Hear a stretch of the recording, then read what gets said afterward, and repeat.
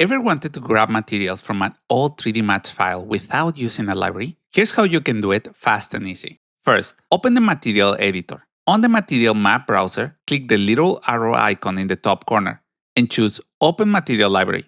Usually this option is used to load .mat files, which is the standard material library format. But here's a nice trick. If you go down to the File subtype dropdown, you can actually switch it to Mats files. This lets you open any old Mats scene just to grab its materials. So go ahead, select the Mats file and open it. Now, you will see a list of all the materials that were in the scene. You can drag and drop any of those materials directly into your current material editor, or even straight into an object in your scene. Just keep in mind, these materials won't come with UV maps applied, so if you're assigning them to new objects, you will want to add a UVW map modifier to get everything looking right.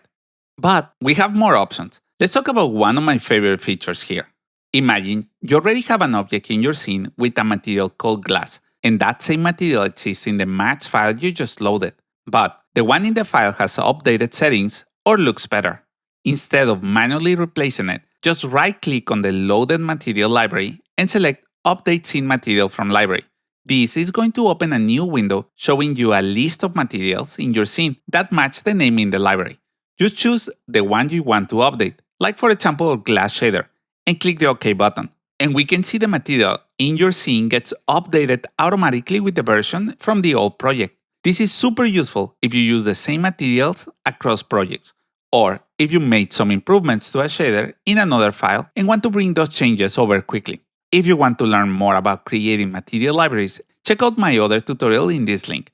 And that's it. That's how you can load and reuse materials from old Mats files in 3ds Max. It's fast, simple, and saves you a lot of time. Hope you enjoyed the video. Don't forget to click the like and subscribe button. If you have any questions, let me know in the comment section below. And thank you for watching.